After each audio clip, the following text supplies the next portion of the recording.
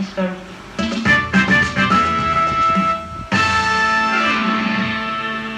So we know how it is. Welcome back, people. Of course, we know how it is with people, with Nigerians in particular, that would do anything at all to leave the country to go and reside abroad. And no matter, regardless of all the troubles they go through.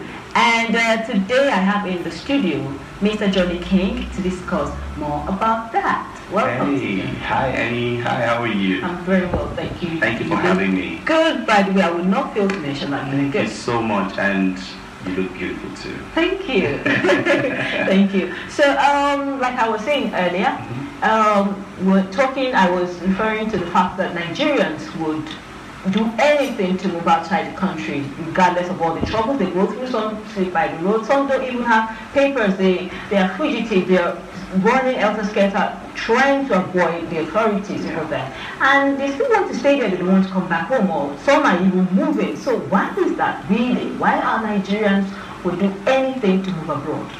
Well, to a large extent, one wouldn't blame them if they had, things they could, call their own here in their country, especially the order and everything, because really and truly there's order over there. But here's the thing, if you live in a country where you don't have proper documentation, you are going to be, just like you said, you're going to run helter-skelter, you're not going to have that personal life's order.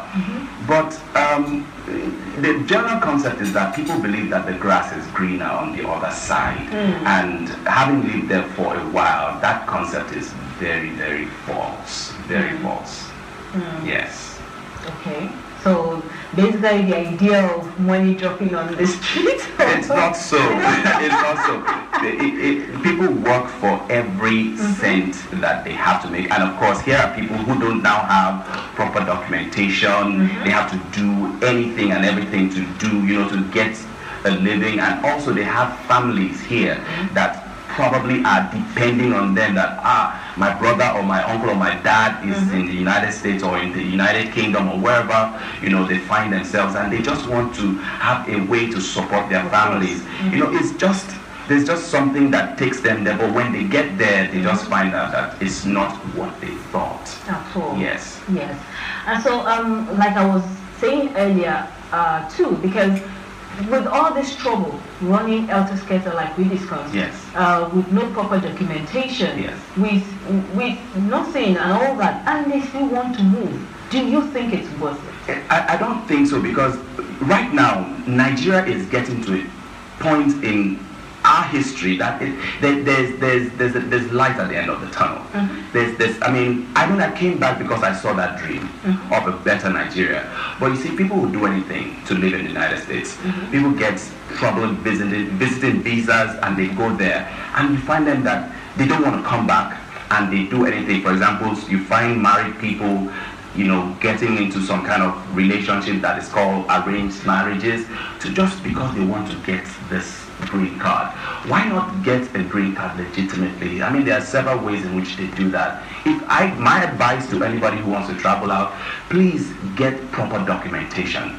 Live there legitimately. Don't go scampering for anything. You're bigger than that. Nigeria is a beautiful country. I've come back to it and I'm beginning to see that. Of course, Nigeria is a beautiful country. We all know that.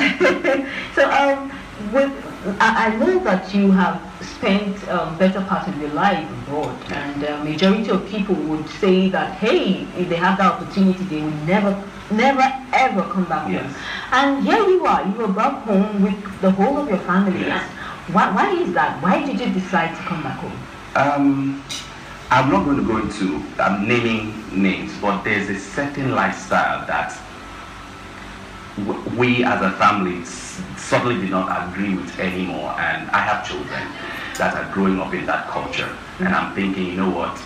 Let me bring my family, especially my children, they are very young, back to Nigeria and give them an African upbringing.